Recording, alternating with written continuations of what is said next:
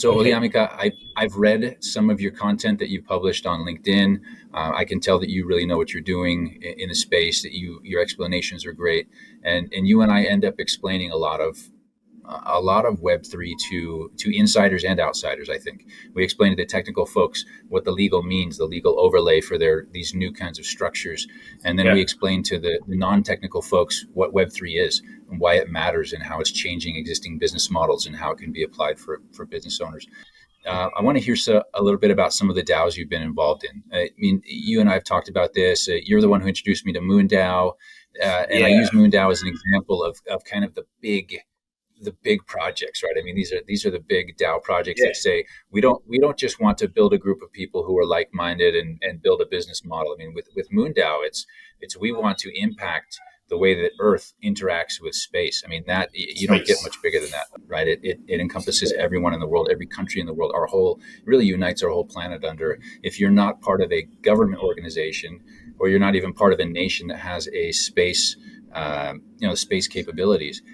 how do you get into it? How do you impact policy? How do you become one of the astronauts? I mean, it's such a big project. This is an interesting question. So it's really going to be a lengthy discussion. Okay, but I'm going to try as much as possible to highlight some of the most important things here.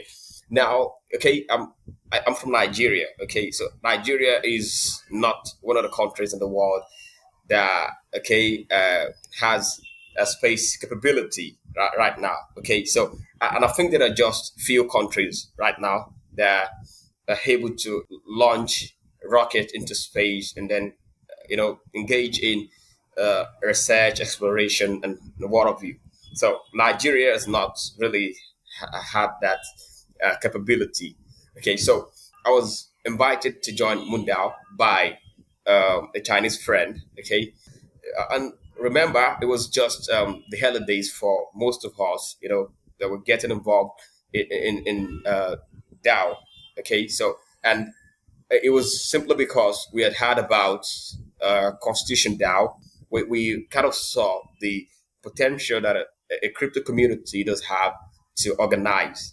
Pause for a second and tell me about Constitution DAO. I know what it is, but people who are watching may not know. It was okay. It was Constitution DAO was a decentralized autonomous organization, a crypto community of about 17,000 people that raised money to buy a rare copy of the United States Constitution, and we kind of saw the energy, and the willingness of the community to buy the precious assets, so to say.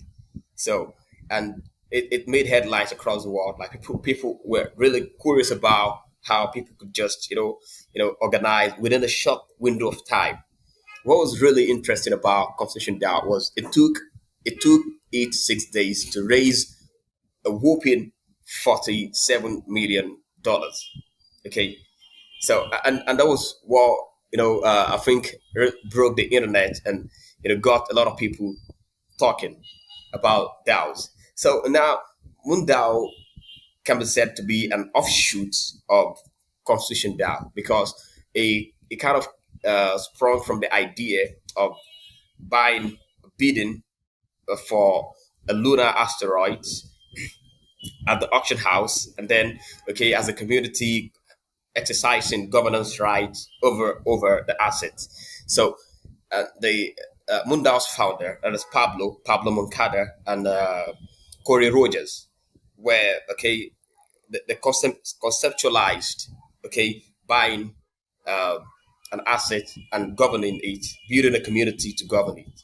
So and then eventually it changed from buying a lunar asteroid, and then to a full-fledged crypto project to send ordinary people to outer space. We started with okay uh, fundraising on Juicebox.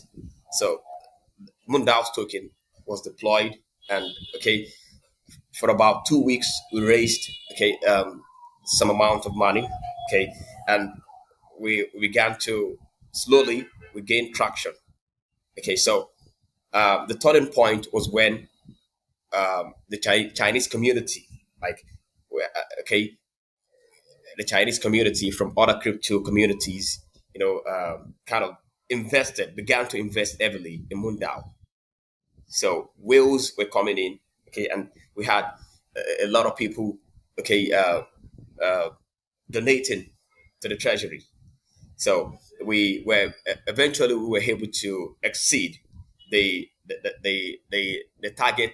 We eventually raised, okay, $8.3 million. So that was the turning point for Mundao. It became the fourth highest funded DAO on Dreambox. And okay, a lot of people began to talk about it in the crypto community, and at that time, at that point, we had a full-fledged crypto project, and it all got excited from there. Okay, so that was where the excitement began. So, and okay, there were along the line, you would expect us to run into some legal uh, problems. Okay, because yeah, Munda was not a registered entity, so we were kind of trying to uh, engage with a legal entity. Okay, in Web 2, that is Blue Origin. So there was to be a contract between Mundao and Blue Origin. So at the time, we hadn't had a clear picture of how to overcome the legal obstacle. So we, at the end of the day, okay, we were able to, okay, to sign a contract with Blue Origin.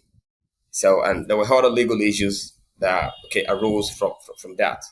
So in terms of publicity, in terms of scrutinizing the astronauts and what have you.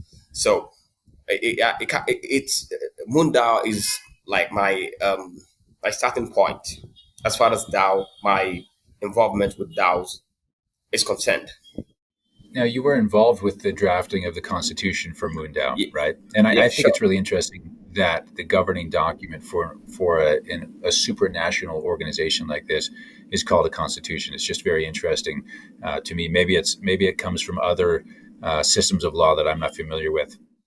I always think in terms of operating agreements, but these projects, these DAO projects, tend to be so ambitious that Constitution really fits if you're talking about what's the governing document supposed to be called. So talk a little bit about what that process was like and getting involved as one of the drafting members of that MoonDAO Okay, Constitution. yeah, sure.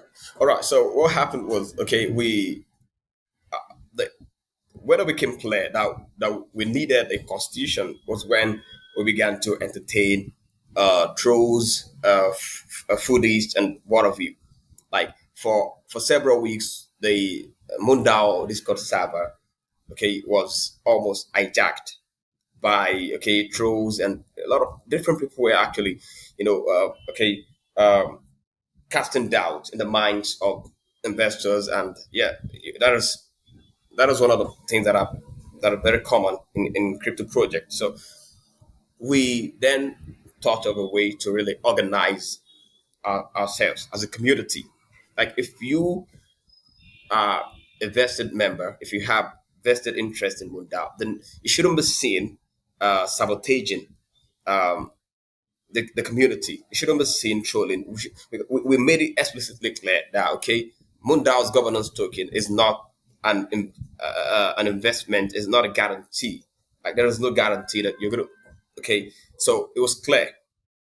Okay, so yeah, a lot of people were disappointed because they were expecting to kind of cash out at, okay, at the time we signed a contract with Blue Origin. Like they felt, wow, that was gonna give Mundao um, a lot of publicity. Okay, so they were expecting to see, a steady flow of an influx of investors, like institutional investors and what have you.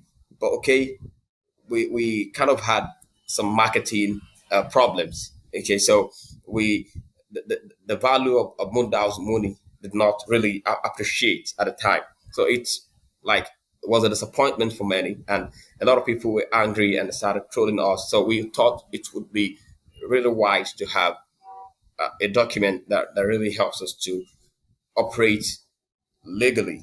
I just want to make sure that I'm understanding the process because the group had already come together. You had initially focused on on bidding on a space asset, right? I mean, it was Yeah. an With the asset, asteroid.